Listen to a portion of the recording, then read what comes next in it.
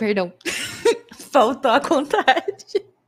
Faltou um 3, 2, 1 para preparar. Deixa eu achar a minha tela. Gente, eu vou pedir muita paciência para vocês, para eu não me atrapalhar, porque eu com certeza vou me atrapalhar com os mouses por aqui. Bom, como a gente comentou, eu vou fazer uma explicaçãozinha bem rápida sobre a parte de planejamento de testes.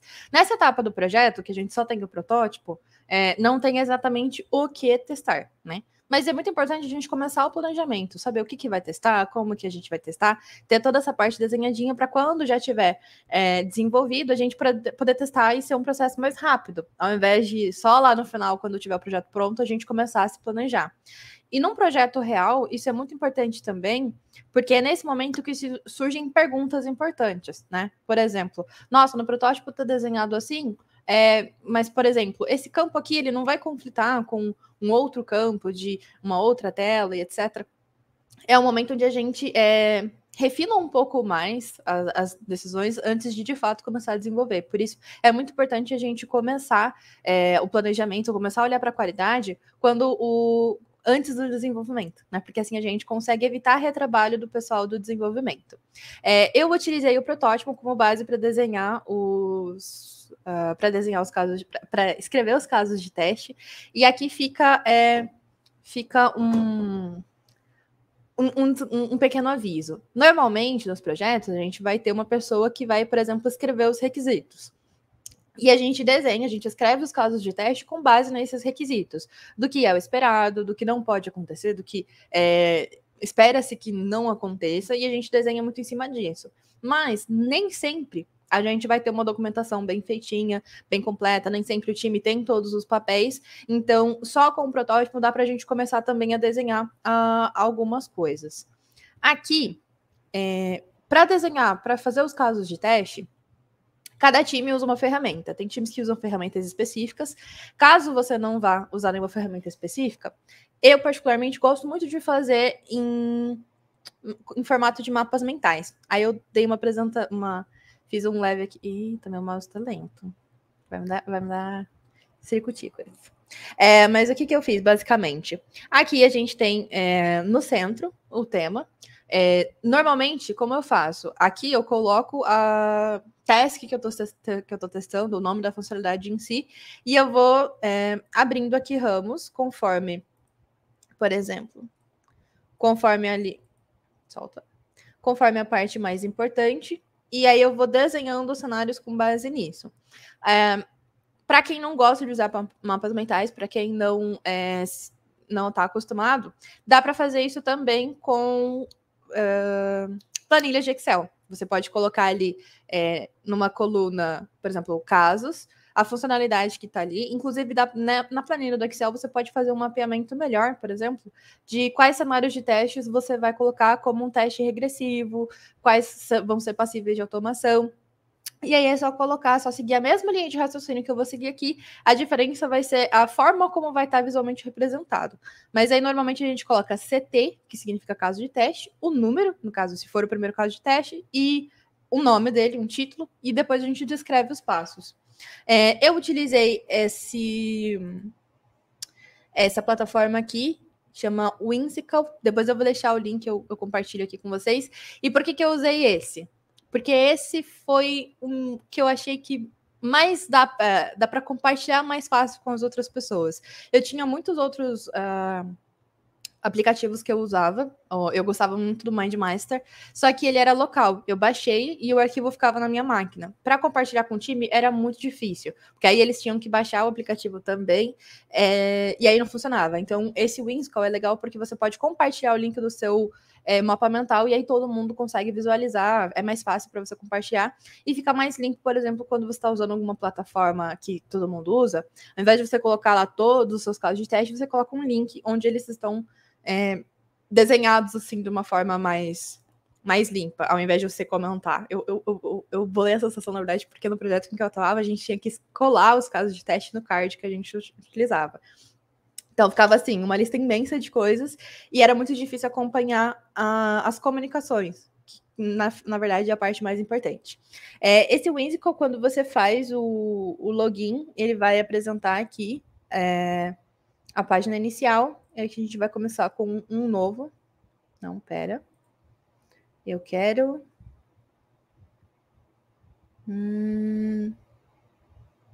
Peraí, que a gente sempre se atrapalha depois de um tempo. Quero um novo.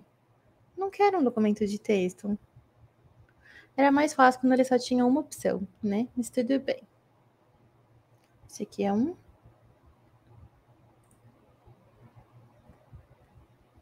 Eu odeio usar a tela pequena. Tá, eu vou mexer naquele lá, que fica melhor. Bora lá. O que eu fiz aqui? Putz, eu queria começar um do zero. Mas, basicamente, o que a gente olha? A gente tem aqui no protótipo essa tela. A gente vai olhar as funcionalidades. O que é a primeira coisa que eu tenho? Eu tenho o botão cadastrar a comunidade. E quando eu clico nele, ele abre uma outra tela para mim. O que eu vou fazer em primeiro lugar? Então, aqui, essa é a primeira funcionalidade que eu tenho. Foi o primeiro, digamos assim, ramo que eu explorei. O ramo cadastrar comunidade. Aqui eu tenho o primeiro cenário.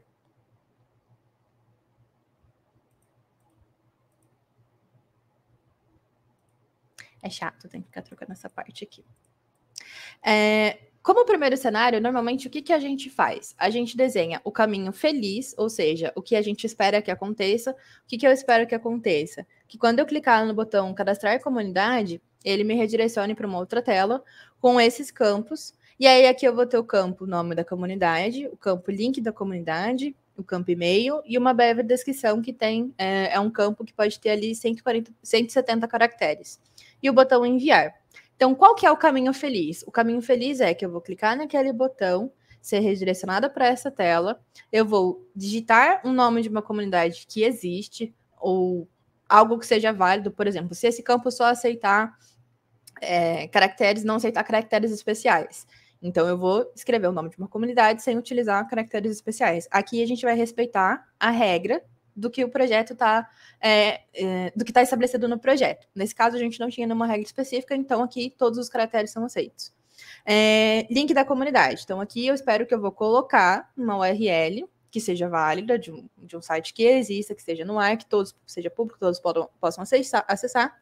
Aqui eu vou preencher um e-mail. Mesma coisa, ele vai seguir as regras do que é um e-mail válido. Tem que ter um domínio, tem que ter tem um tamanho correto do nome antes do arroba, por exemplo. Tem que ter o arroba, tem que ter um ponto depois. Alguns caracteres que não são aceitos na parte antes do arroba. Então, aqui eu vou preencher isso corretamente. E aqui embaixo, mouse errado de novo. Aqui embaixo eu vou escrever algo, vou escrever um texto que descreva essa comunidade em até 170 caracteres e vou clicar em enviar. Esse é o meu primeiro caso de teste, que é o cenário feliz. Com base nisso, eu vou pensar o que eu posso fazer alternativo a isso. Bom, eu posso, por exemplo, fazer campo por campo. Então, no nome da comunidade eu vou preencher uma informação que não deveria ser aceita de acordo com os critérios do projeto. Imagine que aqui a gente não possa aceitar números. Então, eu vou colocar que eu vou preencher o campo, o nome da comunidade, com um nome que contenha números. E eu espero que aquilo me dê uma mensagem de erro específica desse. Por que às vezes a gente faz? Inclusive, eu coloquei aqui, eu fui passando dessa forma. Então, no primeiro cenário, a gente vai preencher todas as informações corretamente. No segundo cenário, fechar aqui.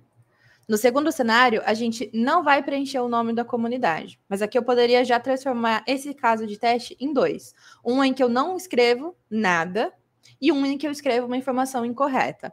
Aí o resto os demais campos eu preencho ele corretamente. E esse mesmo procedimento a gente vai seguindo para os outros. Preenche um correto, preenche o outro incorreto. É um pouco exaustivo, mas por que é legal fazer, por que é interessante fazer esse teste de campo por campo? Porque é interessante que ele não dê uma mensagem de erro genérica. Então, se eu preenchi o link da URL errado, eu não posso receber a mesma mensagem se eu tiver preenchido o nome da comunidade errado.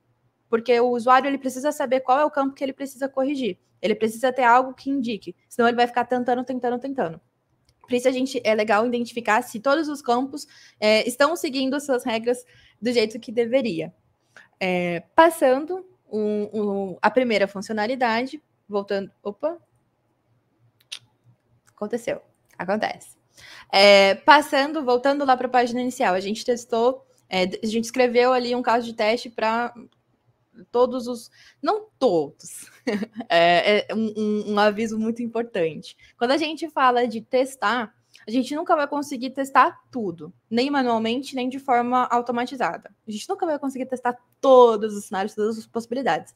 Mas a ideia é eliminar os cenários críticos mais possíveis, né? Mais passíveis de acontecer.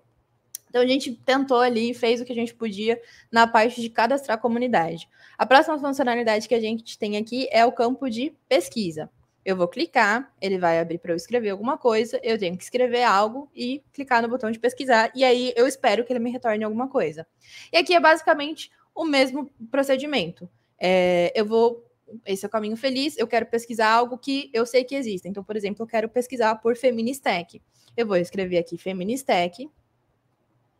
Eu vou escrever aqui Feministech, vou clicar na lupa e eu quero que ele exiba para mim um card com mais informações ou que ele altere para uma outra página onde vai ter só as informações da Feministech. É isso que eu quero. Então, esse é o primeiro caso que eu vou escrever, que é o cenário feliz. Eu quero que eu coloque X palavra, que eu sei que existe, eu sei que está aqui, e eu quero que ele me retorne qualquer coisa. E aí, paralelo a isso, o que eu posso fazer? Eu posso pegar, por exemplo, uma comunidade que não está aqui. Um exemplo, que é a Ladies. Que a Ladies não está aqui. Então, eu vou desenhar um outro caso, onde eu vou escrever que é a Ladies na pesquisa, vou clicar no botão de pesquisar, e aí ele tem que me retornar uma mensagem informando que aquela comunidade não existe aqui. E que, sei lá, dependendo aí de como a gente quer, o tom e voz que a gente quer usar com o usuário, a gente pode redirecionar para uma mensagem onde ele pode cadastrar. A gente incentiva ele a cadastrar essa nova comunidade. E aí o mesmo vai para os demais cenários. Então, basicamente, o que a gente faz nessa parte é planejar isso. Olhar o cenário feliz, confirmar que ele está correto, que ele está funcionando, e depois testar os cenários alternativos. Aqui é um fluxo bem simples. Mas, por exemplo, quando a gente está falando de um carrinho de compras, algo que envolve quantidade, algo que envolve várias características, a gente consegue aplicar algumas outras técnicas para não precisar testar por possibilidade por possibilidade, mas conseguir fazer um teste um pouco mais abrangente, onde a gente não deixe nenhuma particularidade de fora. E basicamente a parte do planejamento é essa. Eu queria mais apresentar a forma como eu organizei aqui, mas, de novo, essa parte do planejamento de testes vocês podem fazer em qualquer ferramenta que seja mais confortável para vocês, ou que seja a instrução do projeto. Agora eu vou parar de compartilhar minha tela e eu vou chamar alguém para me ajudar para ver se tem perguntas. Morgan, se você está por aí, dá um oi no chat se você estiver por aí. Cadê? Deixa eu vir pro botão certo. Removi minha tela. Deixa eu ver. Ela foi tomar remédio? Beleza. Paty, posso trazer você para cá?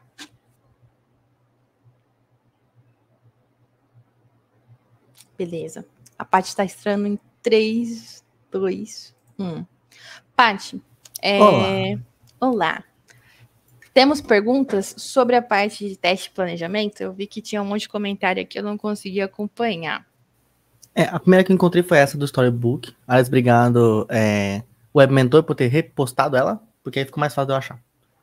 Então, se tu souber o que é isso, responde aí que eu vou subir aqui e ver outras perguntas. Pra ser sincera, não sei o que é. Storybook é algum aplicativo? Ou alguma técnica? Eu sinto que é uma técnica. Eu já ouvi esse nome em algum lugar, mas eu não me lembro. Eu não tô encontrando nenhuma pergunta sobre essa parte de QA, não. Acho que a galera tava muito focada no que você tava explicando. Quem quiser fazer uma pergunta agora? Ele serve para teste de front-end. Tá, então, como nessa parte a gente estava apresentando só o planejamento, porque a gente está em mente que até esse momento do projeto a gente só tem o protótipo. A gente não tem o projeto desenvolvido. Na live hoje, a gente não vai fazer nenhuma automação. Para não ficar muito longo, a gente vai fazer só a parte de testes manual mesmo. Vou executar, até porque o nosso projeto, para caber na live, ele vai ser um projeto mais simples. A gente não vai elaborar muito. Mas confesso que eu não conhecia. Para front-end, eu conhecia mais o pessoal fala mais sobre o Cypress. Mas eu, particularmente, não conheço. Eu vou dar uma pesquisada depois. Só uma coisa, a Nath, que vai cuidar do back-end, ela disse que a gente vai ver testes unitários no back-end. Então vai ter isso vai ter, mas não vai ter testes automatizados no front, justamente pelo tempo e tudo mais. Afinal, a gente não queria que durasse 12 horas essa maratona. É uma parte muito importante. Bom, é isso, pessoal. Não tem dúvidas. Fico muito feliz. Eu vou trazer, então, a Cá para cá, para falar um pouquinho sobre a parte de banco